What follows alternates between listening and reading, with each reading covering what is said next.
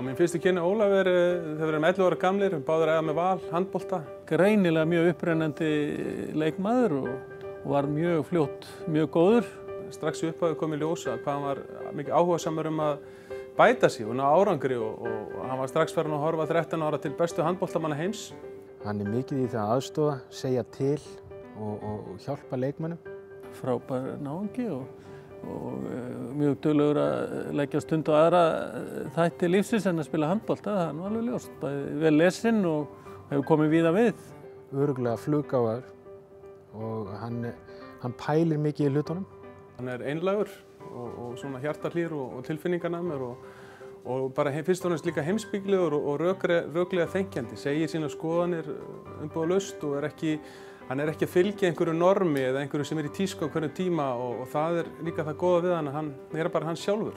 Vilja sjálfsagt margir meina það að Óli sé kannski ekki allur eins og hann sýnist vera. Ég held að allir séu svona svolítið skrýtnir sko, allir sem koma nálægt þessum handbolta, ég held að það sé nú alveg ljóst. En hvort hann meira eða minna skrýtinn, það held ég nú ekki, en stundum svolítið öðruvísi, það er nú alveg klárt. Maður hefur heyrt mikið að pípi hjá honum undanfarið og með landsliðinu þegar hann að pípa út ljótu orðin og menn setja þetta í samhengi við skrýtinn en Óli er Óli og kemur vel fyrir og frábær fyrirmynd myndi ég segja. Hann hefur haft mikil áhrif á handboltann í Íslandi af því að hann kemur með ákveðið sigurvegara hugafar sem smetar út frá sér til liðsmanna. Hann búinn að vera í fremstu röð í einhver 15-20 ár og sýnt fram á það að hann sé besti handboltamaður í heimi og hann hefur gert mikið fyrir land og þjóð í að kynna okkur út af við handboltilega séð og líka landið sem slíkt. Ég sé Óla fyrir mér sem svona þjálfara og leiðtoga.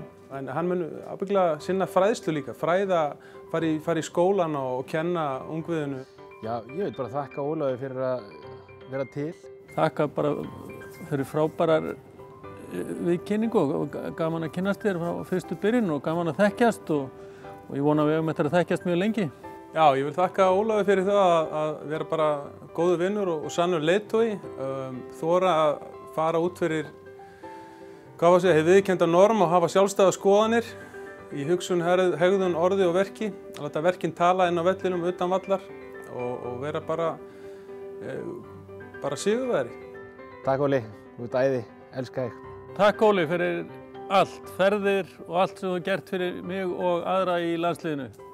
Gracias al amigo, benvenuto en Islandia. Takk fyrir Óli.